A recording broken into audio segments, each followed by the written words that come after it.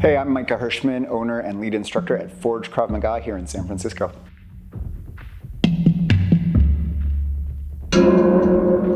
I grew up in a small town in Indiana called Rensselaer. It's about an hour south of Chicago, an hour north of Indianapolis. Small town, 12,000 people, I think. Mostly went to the corner store to buy karate magazines and order shurikens and pretend I was a ninja running through the woods. My dad was a psychologist who worked with the Rensselaer, Indiana Sheriff's Department, and the sheriff was our resident Taekwondo instructor in my little town. So I started off taking Taekwondo lessons, which I was terrible at and didn't enjoy. Never train with your parents. Then I did wrestling in high school for a year, scrawny, not popular, not very good at it, so I switched to skateboarding. And then in my 30s, I got interested in martial arts again, so I started Sanshinryu Karate, which I did for 2 years, which was an interesting experience. I really enjoyed it, but super not practical. So I kind of ended up walking away from that as well. I've always been interested in martial arts stuff. My dad took me to action movies all the time when I was a little kid. So, every Chuck Norris movie ever, I enjoyed them all. Like I said, I bought ninja magazines, Black Belt magazine from the local newspaper store. I ordered ninja shoes. I had shurikens that I would throw at the trees in the back alley. And I really wanted to be a ninja when I was a little kid.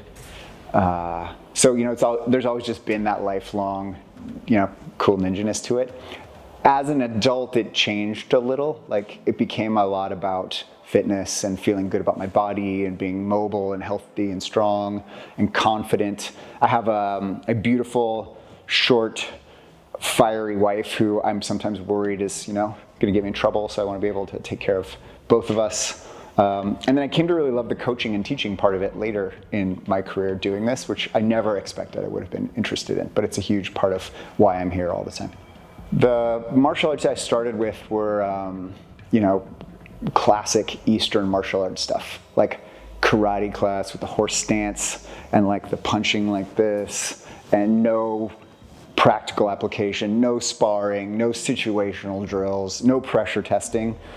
And that's why I walked away from Sanshinryu Karate ultimately, because it just felt like it was all katas and forms all day. And I'm not a trash talker on katas and forms. I think katas and forms are cool and they've got their place. And the technique is often in the form. I totally buy that. But it wasn't super satisfying. And it wasn't really intellectually challenging in the same way of like jiu-jitsu is all about problem solving, Krav is about problem solving. So those things left me a little dry doing the martial arts in my past. Now wrestling in high school is a different story. That was super fun. I should have stuck with it and I walked away. I went to skateboarding instead of martial arts, which was super fun too. I was 37 years old, living in Milwaukee, Oregon, when I went into a burrito store.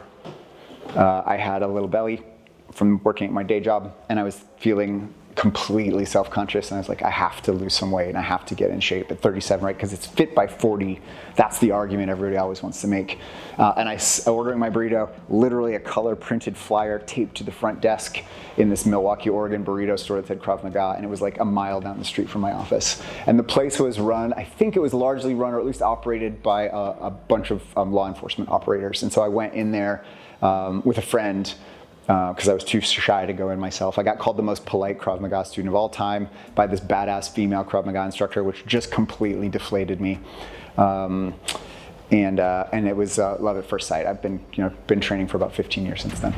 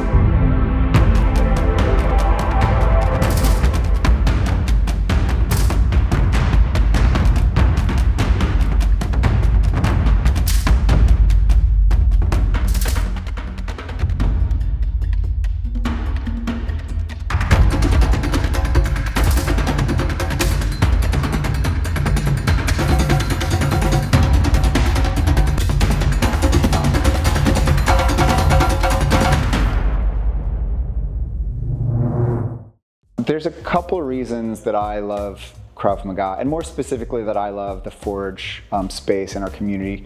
One is the physical component. I'm 52 this year. I need my hips and back and glutes and everything to work. So that kind of constant 6 days a week workout is a big part of it. Two is the growth and learning component. There's always something to learn. When you slow down on your learning curve on Krav, you can pick up jiu-jitsu. When you slow down there because it's COVID and you have no one to train with, you can pick up, Kali or whatever it is you want to train. So, I really love that growth aspect. And then the community piece is a big deal. I'm an introvert.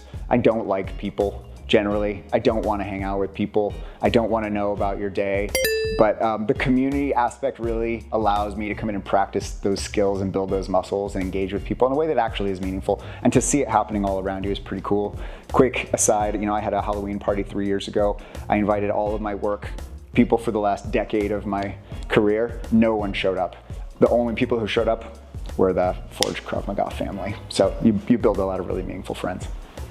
There's so much to love, from the fundamentals in P1 and P2. I love training all the straight punch defenses and all the variations there because they're so practical. I love the not ready defenses because they're probably the most, important component of actual self-defense. But if I'm really getting into the nerdy stuff, I love all of the wrist locks and cavaliers. I love the transition into the grappling stuff and how you bridge the gap between grappling and striking, grappling to set up your striking, striking to set up your grappling. I love the decision making of I'm gonna apply a striking technique and bail out versus I'm gonna apply a control technique and call the police. The problem solving component's super fun. I started in Krav, like I said, I've been doing it about 15 years. At the beginning of the pandemic, I can't even remember when that was now. We couldn't train in person, so I really started leaning into Bikini Tirsha Kali, part of the Filipino martial arts family, because I could do it on my back porch with a stick or a knife and just do solo drills. And then I really fell in love with that and accelerated in that, so I'm still doing that. In Jared Wihongi's Bikini Tirsha Tactical Association. And then I've also been a BJJ practitioner for the last 6 or 7 years now. I started with Victor and Lucio at Alliance here in San Francisco, and then I've been training under Romulo Mello here in San Francisco for the last 6 or 8 months.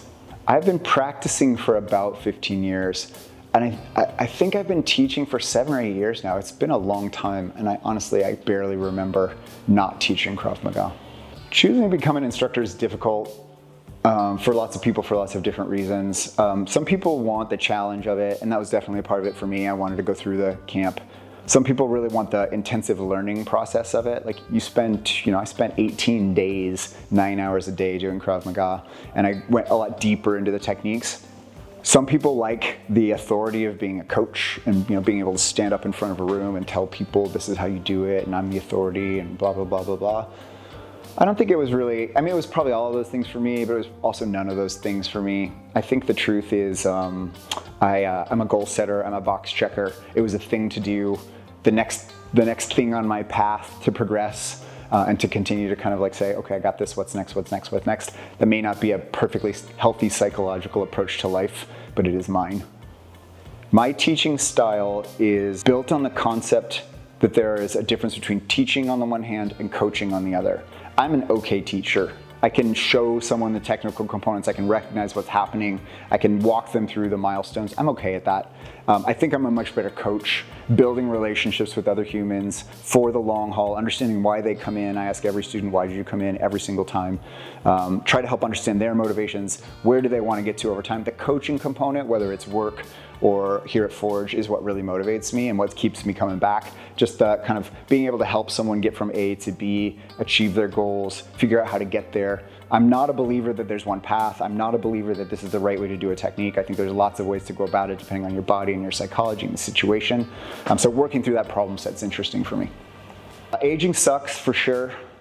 I spend more time getting ready for teaching and training than I do teaching and training, whether it's diet or stretching or cycling or cardio. So that's part of it. Part of it is, like I said, I'm an introvert, so the people think standing up in front of a room of 30 people is not my native state. I have to psych myself up for it. I'm exhausted when it's over. I go home and my wife wants to talk and I'm like, I'm done talking. That's really difficult. Confidence is a challenge. especially like our former head instructor, Dany, great instructor, very specific and technical, whereas I think I'm a little looser and more open. So that led to some underconfidence and still leads to some underconfidence in me. I'm like, is this right? Is this perfect? Do I do this checkpoint right?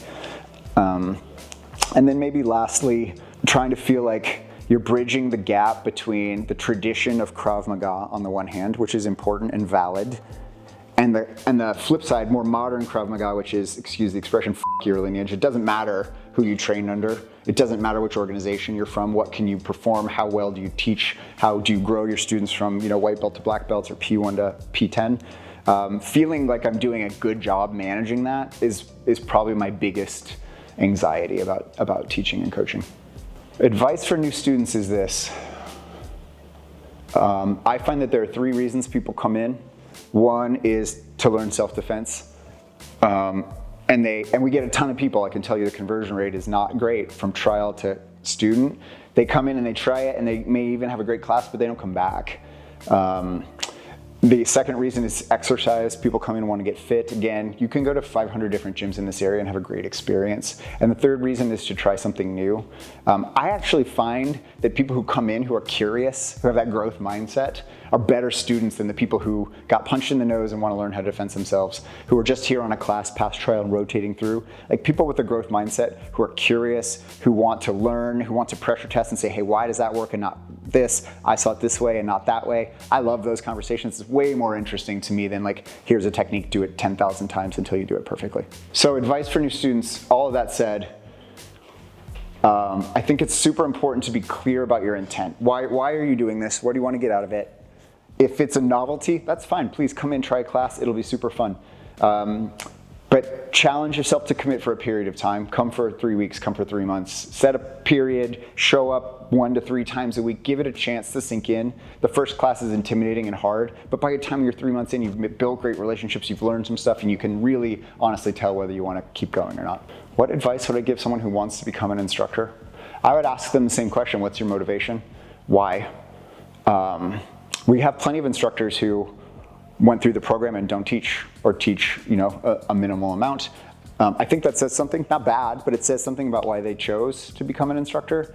You have other people like Moses who are here every day, 10, 12 hours a week, teaching the same techniques to beginners all the time. That says something about where Moses is coming from. So I think if you're an instructor, or if you're thinking about the instructor track, you just got to be clear on what's your motivation and where's that going to go in the long haul.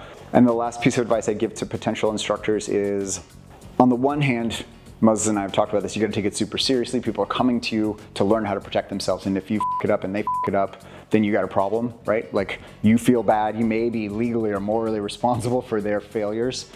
On the other hand, there is no crystal clear authority. There is no right or wrong way to do it. There's 100 possible solutions. We as instructors, we just can't take responsibility for every student's safety and well-being. We have to give them the best experience we can and give them the best tools that we have available to us, give them the best advice, encourage them to go train elsewhere, but we can't take responsibility for all of their actions when they leave this place. So why choose any martial arts? I wrote a blog post on this on the Forge blog. I think this again comes back to motivations. What are you trying to achieve? You could go to a boxing gym and have a great workout and learn to punch people and have a great time, and maybe that's worth it. But if your motivation is really to defend yourself, there's really only one self-defense system that's super credible, and that's Krav Maga, right? Boxing is a ring sport, jiu-jitsu is a ring sport. I love both of them, I practice both of them, but they're not built for self-defense. Their end state is not to protect you when you walk out there, protect you and your family. Does it help you to be able to throw a punch? Absolutely. Like, you should go take boxing classes. On the other hand, it doesn't train you to think about that third party. It doesn't train you to think about escape. It doesn't build the skills to think about calling the police or checking yourself for injuries. It's just a different animal. So I think about what's your motivation. If you want self-defense, you go to Krav. If you want grappling, today you want to probably do BJJ because it's most widely available. Wrestling if you can get it. If you want striking, it's boxing, kickboxing, or Muay Thai.